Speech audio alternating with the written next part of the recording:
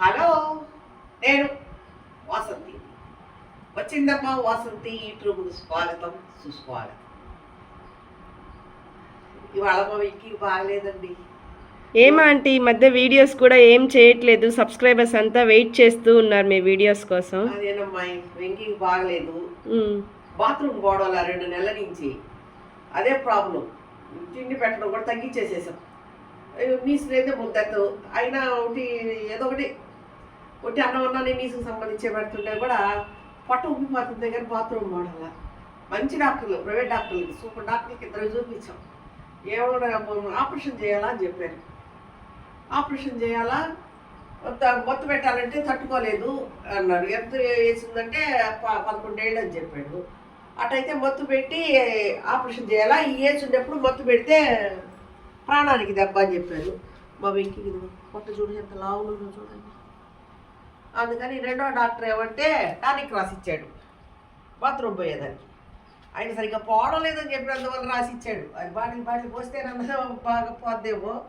ఇప్పుడు ఆయన చెప్పినట్టు సిరంజితో 3 సిరంజీలు పోసాము, తర్వాత ఒక సిరంజి పోసాము. ఇప్పుడు ఇంకా బాత్రూమ్ పోలా, అయిపోయింది. పోసి కూడా 3 రోజులు అయిపోతుంది, ఇంకా పోలేదు. మళ్ళీ ఈరోజు పోస్తాము. పొట్ట చూడండి ఎట్ట ఉందో, తిండి తినడం లేదు.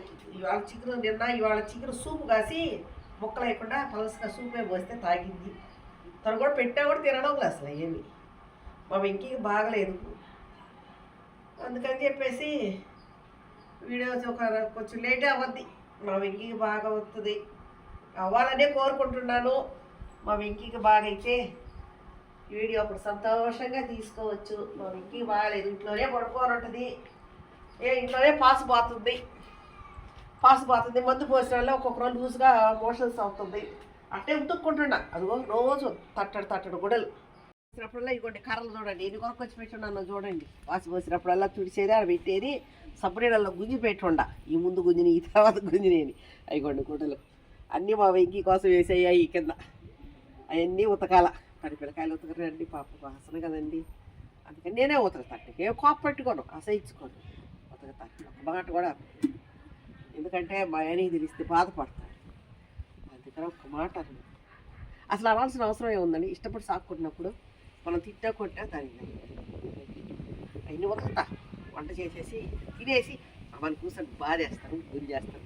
అవన్నీ హ్యాపీగా చేసుకుంటారట. టీవీ పెద్దగా పెట్టుకుని పాటలు ఏంటో చేసేస్తాను. అది ఇవాళ ఇంతేనండి. ఇక్కడికి సరే హ్యాపీ.